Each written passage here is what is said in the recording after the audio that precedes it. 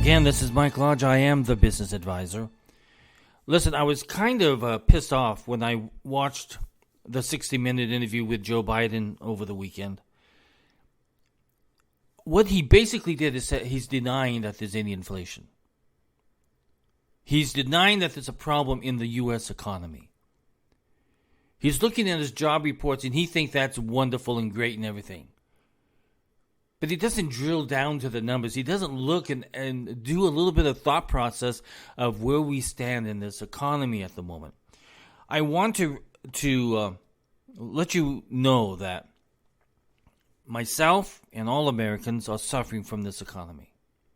If you go to the grocery store, which I have done, 2 weeks ago I spent $150 and basically got nothing. This last week I spent $95. I had to cut my costs. I had to go from a special kind of dog food down to a lower cost of dog food because I just can't afford the expense of it anymore. So I went down to $95 in my spending, and I still had nothing to put in my refrigerator. Just the basics. That's all I have is the basics. No frills, no ice cream, no chips, no nothing, none of this stuff that life used to be able to afford. But now I'm down to the basics just to be able to keep alive, just to be able to sustain myself on a daily basis. No eating out, no going to restaurants, none of that stuff. So I, as an American, I am suffering every single day. Other Americans are also suffering because if we look at the economy and the real estate market, we have seen massive amounts of houses that are in pre-foreclosure. That means that they're 3 months or more behind on their mortgage payments. And if you look at the numbers, these guys are not paying their mortgages because they can't afford it. They have gotten into homes that were way overpriced. They have gotten into loans that they can no longer afford because when the interests go up, their adjustable rate mortgage goes up and their payments go up. So they're in a pickle.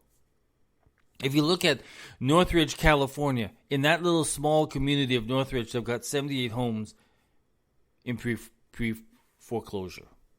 Same thing in Beverly Hills, which is amazing. If you look at the triangle of Beverly Hills, there's not that many homes in there. But there are 53 homes in pre-foreclosure at the moment. In Las Vegas, this is where it gets really, really bad. Las Vegas and Arizona, but right now I've got the numbers for Las Vegas. 3,958 homes in foreclosure. Miami, Florida, where everybody's been moving to. Everybody's been buying these overpriced homes. 591 homes in pre-foreclosure. Sherman Oaks, California, another small community in California, 104 homes in foreclosure. I could go on and on with all these numbers. But if you can see that we are now in a real estate recession, which means prices are going down, inventory of these homes are going up because everybody's trying to sell their overpriced homes now before their homes get foreclosed on. So we have a problem in the real estate market, and it's a big-time problem. It's not something that we can ignore, and the president cannot ignore it. Inflation has caused damage to many sectors of this nation. Businesses are having problems. Restaurants are having problems. Grocery stores are beginning to shut down. If you look at my tweets and other things that I've been reporting on, these stores are beginning to shut down. Retail stores are beginning to shut down. Bed Bath & Beyond are closing stores. Why? Because no one is buying anymore.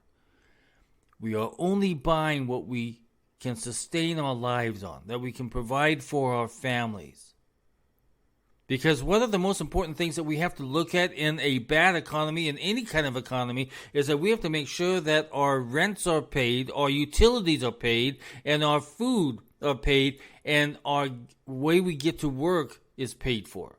Those four things are the highest priority at the moment, which means when gas is still at $3 and some odd cents, that means it's still a hardship on Americans. No one's traveling anymore because the economic downturn in the hurt from the gasoline pump. Diesel prices continue to rise. Natural gas prices continue to rise, which means that in October, November, December, in the winter months, heating a home is going to be economic hardship on all Americans.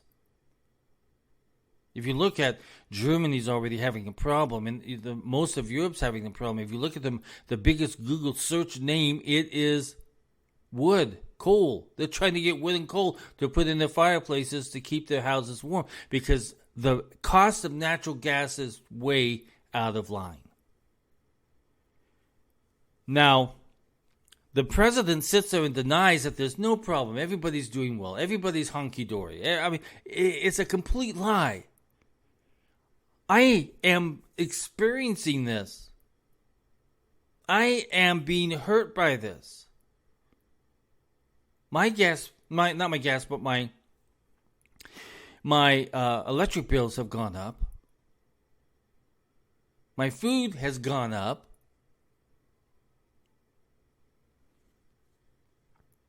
I could go on.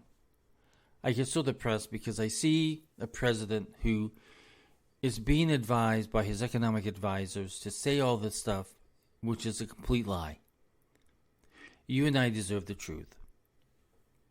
We've got to understand that as we get closer to these winter months, more and more people are going to be in hardship. They're going to have to make their decisions. Do I eat or keep my family warm? The other issue is our food supply. We are seeing a problem in the getting food products to our stores. It's still there. The supply chain has not been fixed.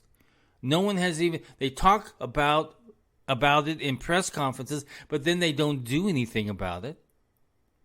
So the longer that we sit here with a supply chain issue, the longer we sit here with trucks that cannot move because diesel prices are so high, the red tape that government has placed on truckers is so destructive that it's hurting. People are just leaving the trucking industry because they can no longer afford to maintain their trucks, maintain the gas products, maintain the insurance, which has been increased by the Department of Transportation. It gets worse for truckers. They are in a mass problem.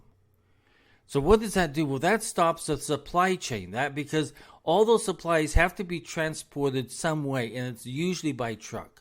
If you look at South Florida, all of the food products get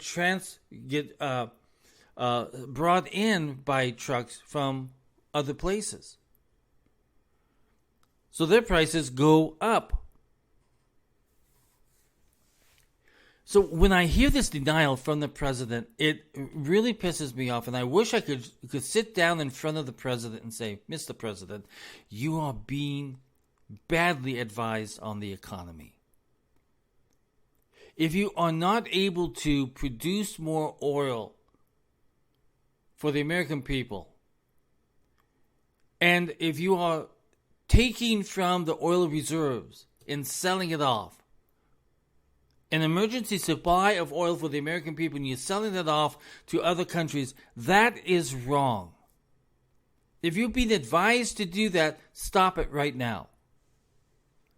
If you're going to deny inflation is not hurting the American people, then you are not listening to the right voices. You need to listen to the American people and how much they're hurting. Your giveaway of money and all of this free stuff is hurting the American economy even greater.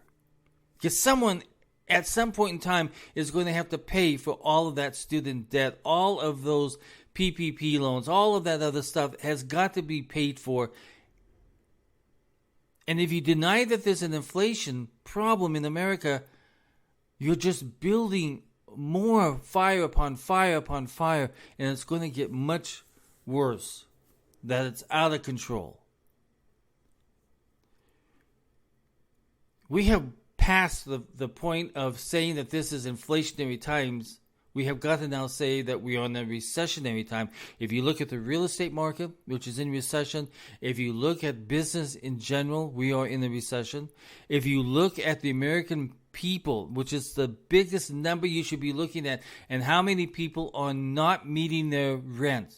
We have a lot of people who are going to be sent out of their apartments because they are behind in paying their rents. And it started already. Kicking people out of their apartments have already started. You can't keep people in apartments if they're not going to pay. It's not fair to businesses or landlords or real estate holders. It's not fair because it's gone on way too long. We are in a economic troubled time. And those of you who are overspending during this time and you have maxed out your cards because you know that consumer credit card debt is at $1.13 trillion, the highest it has ever been, because you don't have enough cash flow to cover your groceries or your gas or anything else. So you're charging on credit cards and you guys are maxed out. And some of you are just walking away from your credit card debt. So, Mr. President, if you're going to sit there and lie to the American people and lie about inflation not being a problem, you are the problem. If you're not going to work on it, if you're not going to sit down with economic people outside the White House who are telling you that we're in a problem and they have solutions and ideas for you to grasp onto and to use and to better Americans, if you don't do that, you're not leading. Instead, what you're doing is you're lying and you are denying inflation and you're creating a bigger financial problems for the American people. The Inflationary Reduction Act, let's face it, it was a lie from the very beginning, and it's a lie right now. It will not reduce inflation. It will not. So we have a problem. And we need someone to start acting like a leader and start doing things for the American people instead of against them. Right now, we feel that Americans feel that we have a government that is against us, not for us. By making bad economic decisions and policies, it creates an anti-American government feeling. Not anti-American, because we Americans believe in each other. But we don't believe in our government any longer. Because you have failed time after time after time. And you spend and you tax, but you never address the problems that are out there that need an answer or some helping hand, some thought process. Start thinking about what can be done with this economy by listening to small businesses, listen to outside economists, not the White House, because they're leading you in the wrong direction, Mr. President. Start listening to the American people, and it's got to start now. Otherwise, we Americans, we're going to be hurting even greater.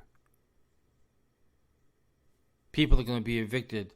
They're going to be foreclosed on.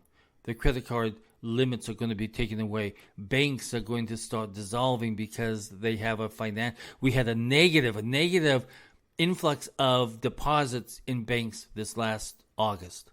A negative. Which means no one's putting money in the banks. If you want more access to me, this is Mike Lodge. You can go to www.lodge.co.com. Again, that's www.lodge.co.com. Everybody have a great day. Remember, we're in the recession. We got to fight back. This is Mike Lodge. Bye.